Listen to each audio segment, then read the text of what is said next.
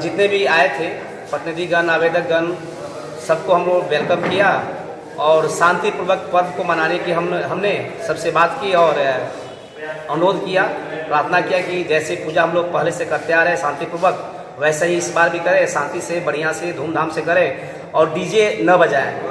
ये भी हिदायत प्रशासन की तरफ से दिया गया है कि आप डीजे का यूज नहीं करेंगे और नदी में विसर्जन नहीं करेंगे। प्रशासन की तरफ से ऊपर से ही आदेश है, बता दिया गया। और साथ में ये भी बताया गया कि आप पूजा कर रहे हैं तो अपने वॉलंटियर्स रखेंगे, उनका लिस्ट हम लोग को दे देंगे।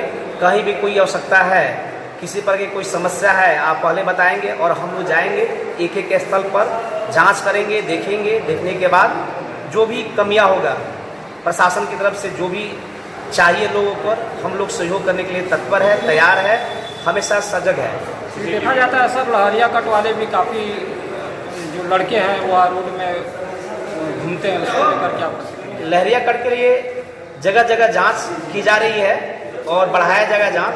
ट्रिपल लोडिंग है या लहरिया कट जो बच्चे चल रहे हैं उनको रोका जाएगा, फाइन भी किया जाएगा, समझाया जाएगा। और जो बिना हेलमेट के चलते हैं उनको भी कहा जाएगा कि आप हेलमेट का यूज़ करें ताकि आप स्वस्थ रहे, सुरक्षित रहे, आपका फैमिली भी इसके कुप्रभाव से बचे। हम लोग जांच कर रहे हैं।